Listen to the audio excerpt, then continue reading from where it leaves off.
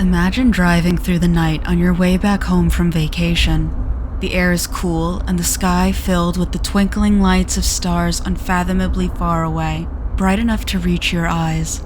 You take in the calm, the quiet. You're tired, very tired, but you won't let yourself let the heaviness of your eyelids get the best of you. Being the only car on the road, you're able to drive as fast as you want. Perhaps that's for the best, as you recall you have another 4 hours to go. Maybe a quick pit stop at the next gas station would do you good. Before you can think about whether to grab a coffee or an energy drink, a bright light catches your eye high above you. At first, you think it to be the moon, but the moon is much larger and off to your right.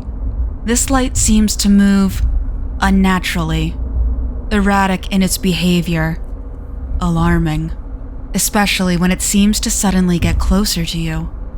Not about to have your vacation end in a tragic freak plane versus car accident, you speed up, driving away from the light as fast as you can. For a moment, the shadows inside the vehicle dissolve into the returned darkness. The panic begins to dissipate, and you're able to let out a sigh of relief at having outran your odd pursuer, or potential fatal accident, until the shadows return, and the inside of your car is illuminated once more. The craft is following you. You know this with absolute certainty now. What's worse, you won't outrun it.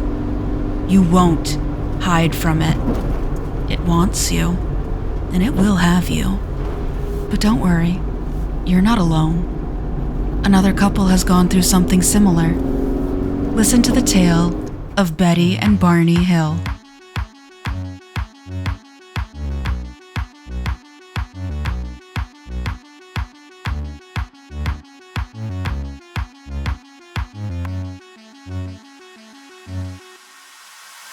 Hello everyone, and welcome to Wicked Encounters, where we explore just what goes bump in the night.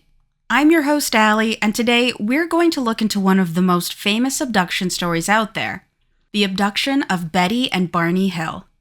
Betty and Barney Hill are largely regarded as some of the earliest victims of alien abduction. Their encounter brought about many common abduction elements, such as being examined, telepathy, missing time, and probing. The Hills lived in Portsmouth, New Hampshire, with Barney being a postal worker while Betty was a social worker specialized in child welfare. Barney was an incredibly intelligent man with an IQ of 140. He dreamed of going to college and becoming an engineer, but those dreams ended quickly when he was reminded that that would not be a feasible job for him, as Barney was a black man. He decided instead to join the army just before World War II broke out, where he was a marksman and a truck driver until he was wounded. He was previously married to another woman with whom he had 2 sons, though the marriage didn't last and they later on divorced. For Betty, she was an incredibly opinionated woman who wasn't one to back down from a good argument. Not necessarily rude, but not about to be silenced. She took up social work to help children being abused, assisting in adoptions, and eventually she became a supervisor at her location. Betty and Barney met at Hampton Beach, New Hampshire, striking up a conversation that concluded with Betty telling Barney that she rented out her apartment to tourists, and that the next time he was around, she'd love to rent it to him and his family. After the divorce with his wife, Barney and Betty began dating, and after a few years, they married, being one of the few interracial couples in Portsmouth at the time. Despite the South being known as the backwater racist locale back in ye olden days of, I think it still has this reputation, so let's try this angle. Despite the North being viewed as safer when it comes to people of color, there was still blatant racism all around. This was something that Barney and Betty Hill were very active in uncovering, as they were members of the NAACP, with Barney also sitting on a local board of the United States Commission on Civil Rights, which made their alien encounter very risky in being revealed, considering how much they had to lose. On September 19th, 1961, Betty and Barney were returning home from their honeymoon from Niagara Falls. The two had decided to vacation there for a bit, spending some time at the falls before exploring Montreal. The initial plan the two had was to spend the night in downtown Montreal to continue taking in the sights.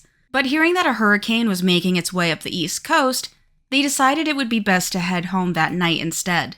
While driving along Route 3 through the White Mountains near Lancaster, New Hampshire, at roughly 10:30 at night, Betty got Barney's attention as she was watching what she thought to at first be a falling star.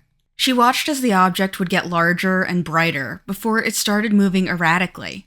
At that point, the two decided to stop the car and see what the heck the object was.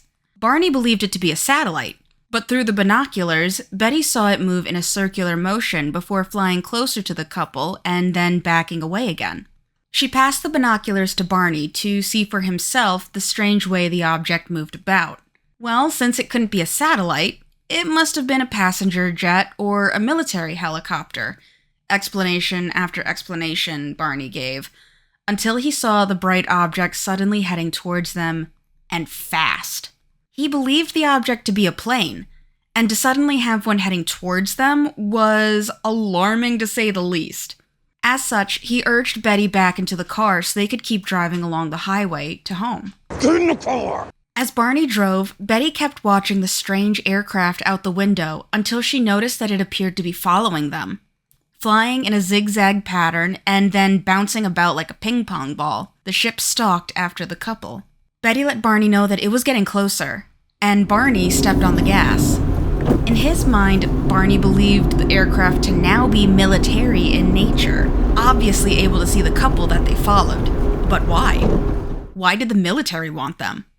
3M earplugs. The Hills were followed for approximately 30 miles into an area called Indian Head, where the ship went over the mountain, popped out over the highway, and then stayed there, hovering in the air in front of them.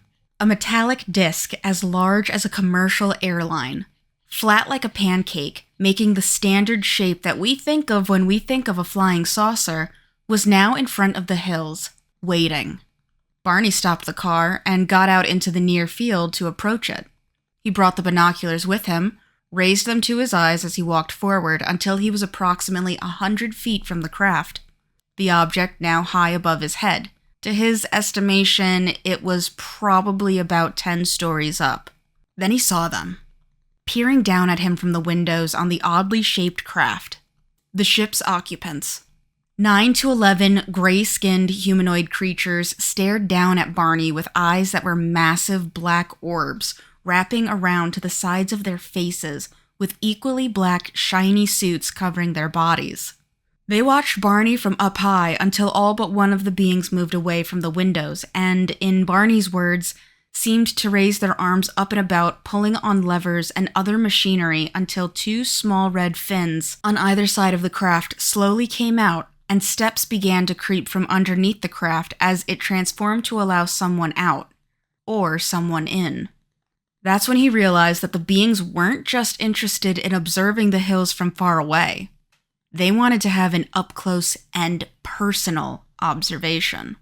Barney made a break for the car, quickly driving off with Betty as he told her to keep an eye out for the craft. Betty did as she was told, sticking her head out of the window and looking about for any signs of their pursuers. But the night sky was clear. Are you sure about that? After a few moments, she stuck her head back into the vehicle and closed the window, just in time for the two of them to hear a beeping sound. Something akin to a tuning fork being struck against them. A tingling sensation overcame the couple, and then nothing. A series of buzzing sounds brought them back when they realized they were now 35 miles from where they had been. The moon and stars were all that were in the sky when, after sitting in silence for a moment longer, Betty asked Barney, "Well, do you believe in flying saucers now?"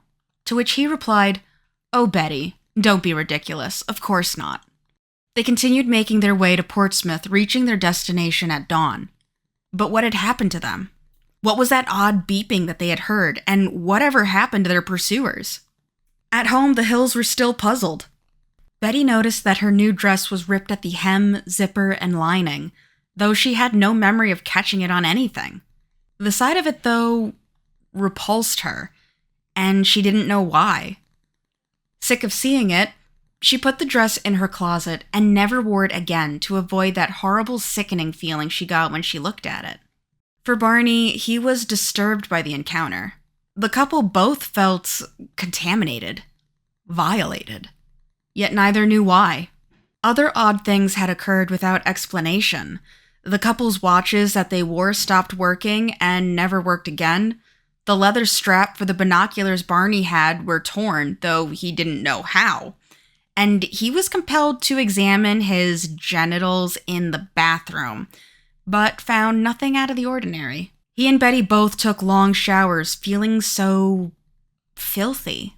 Betty wanted to know more and tell people about what had happened to them, while Barney wanted her to drop it.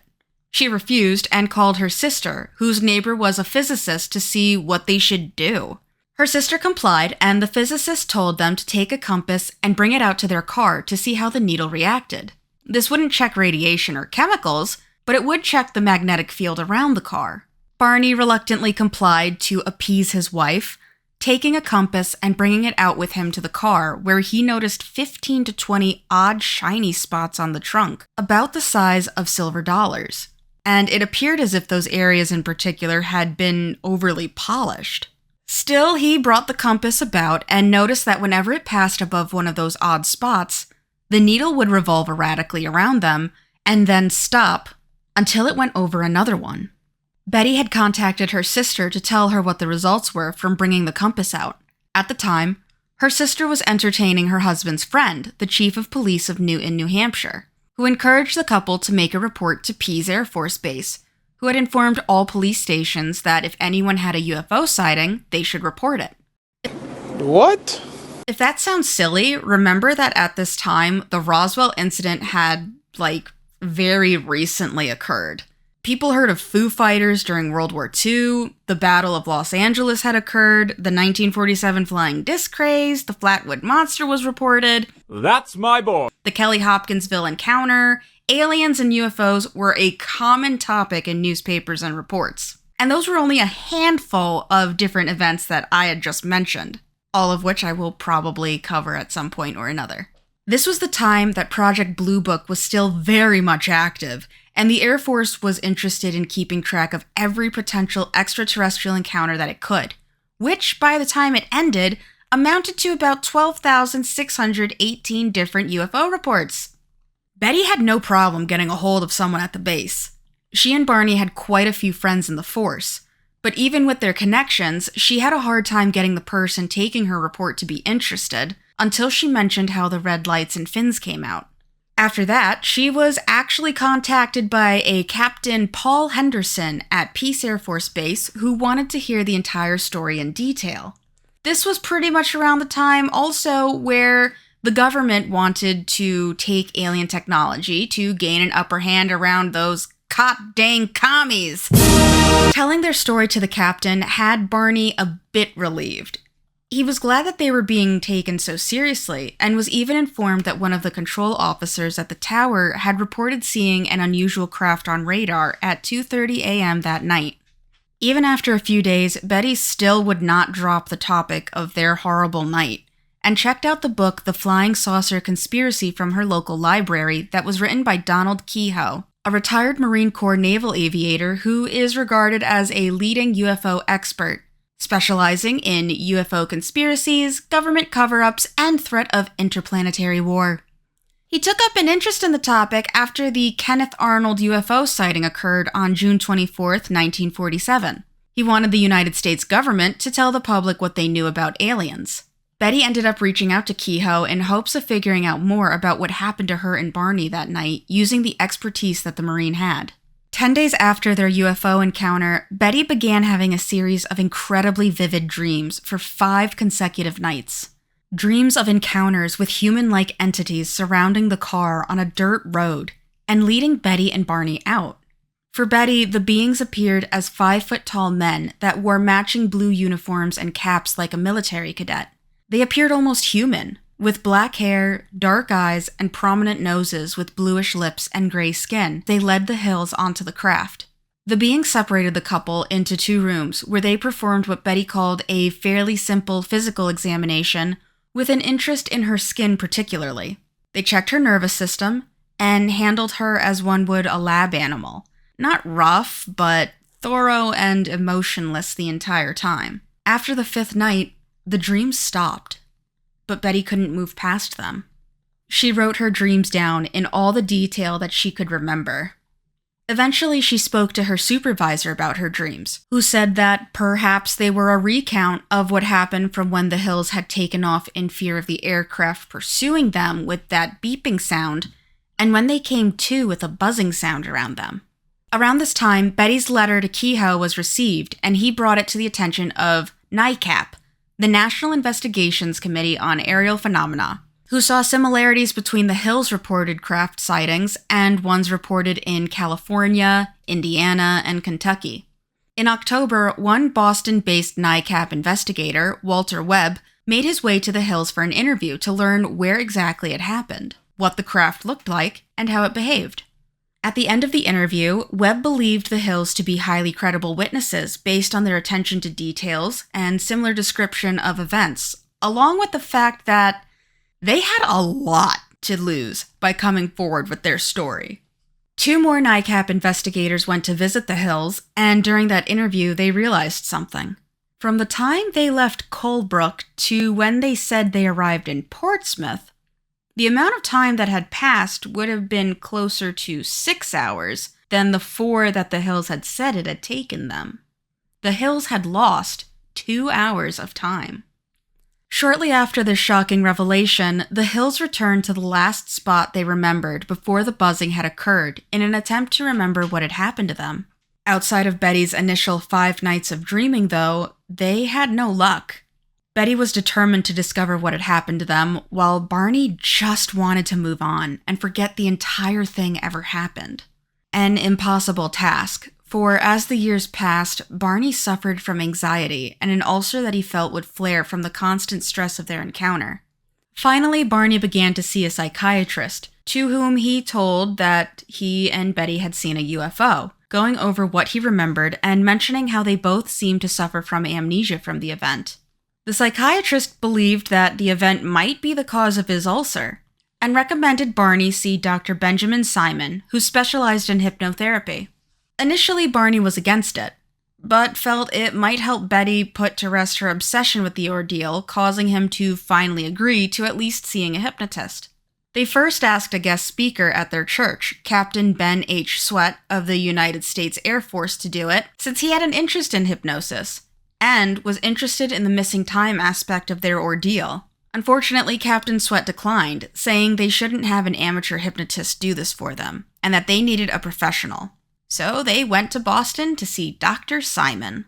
Dr. Simon was a leading expert in regressive hypnosis. He was a colonel in the Army where he developed a technique to use deep trance hypnosis to resolve trauma in soldiers, and now he was going to use the same technique on the Hills. Over a period of 6 months, both Betty and Barney went through a series of hypnosis, with the doctor inducing them into a deep trance to push through the mental blockers that he believed were making them forget those lost 2 hours. Barney recalled everything leading up to the event, their time in Montreal, the drive back home, and then he got to the part where he was in the field looking up at the spacecraft. That's when he began to panic. Terrified at what he was seeing in his binoculars, Barney begged the doctor to stop the session, but was refused. He recalled how terrified he was as he gazed up at the craft, walking forward towards the ship, where he recalls it felt like a powerful force was controlling him, telling him to keep looking and to stay where he was. He could feel the entity telling him to stay in his spot, speaking through his head. Eventually, he broke from the voice in his mind and ran off to the car, where he broke the binocular strap.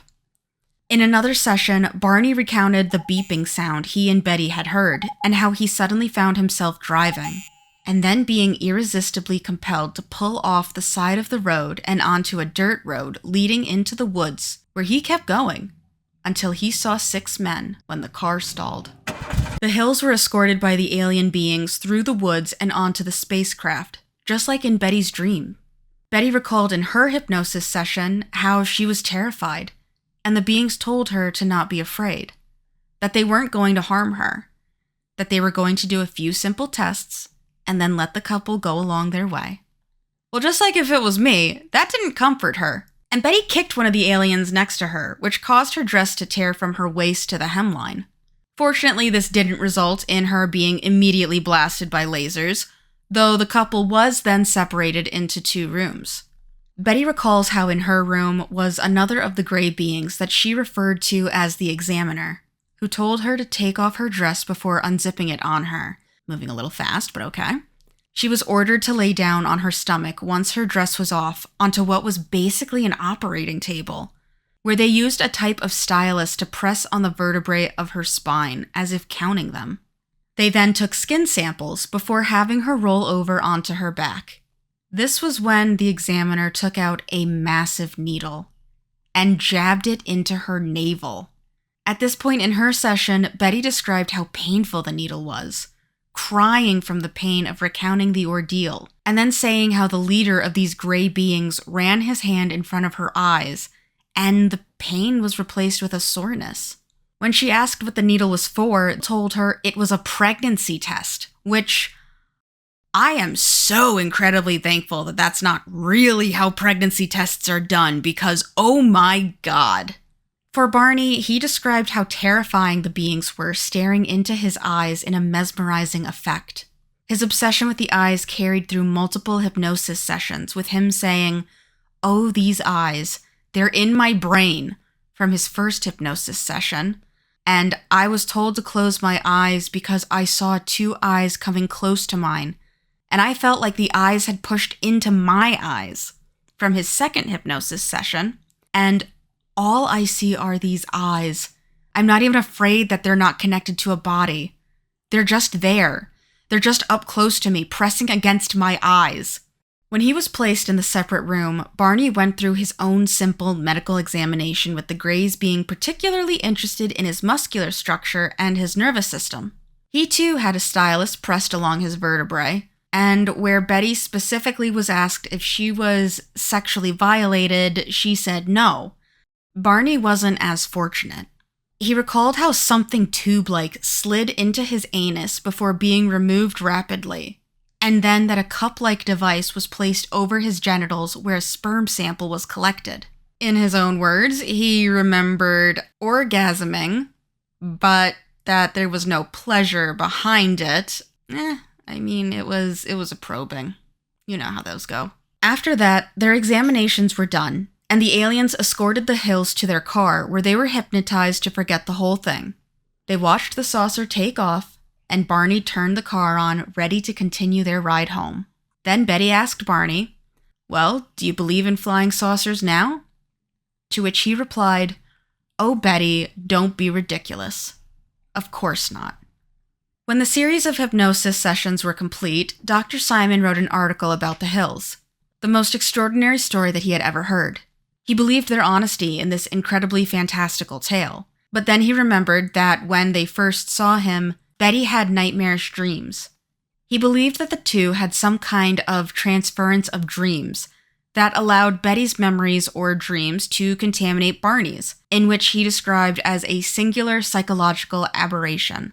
He wasn't accusing them of hoaxing the event, just that it was a psychological event that didn't really happen. The Hills disagreed. Still, they were content with what they had resurfaced. They went back to living their lives, willing to tell friends, family, and the occasional UFO researcher what they had gone through, but wanted to remain private from the media. They didn't have much of a choice in that matter when, on October 25th, 1965, they became the front page story in a 5-part series in the Boston Traveler. Reporter John H. Luttrell had received confidential information from one of Betty's friends, and was allegedly given an audio tape recording on the lecture that the Hills had made previously. He learned that they had undergone hypnosis with Dr. Simon, and obtained notes from the confidential interviews the Hills had given to UFO investigators. The following day, United Press International picked up the story, and the Hills garnered international attention. When asked why Luttrell released the story without permission from the Hills, he said that it was a matter between what was best for an individual versus the general public's safety. You sure about that?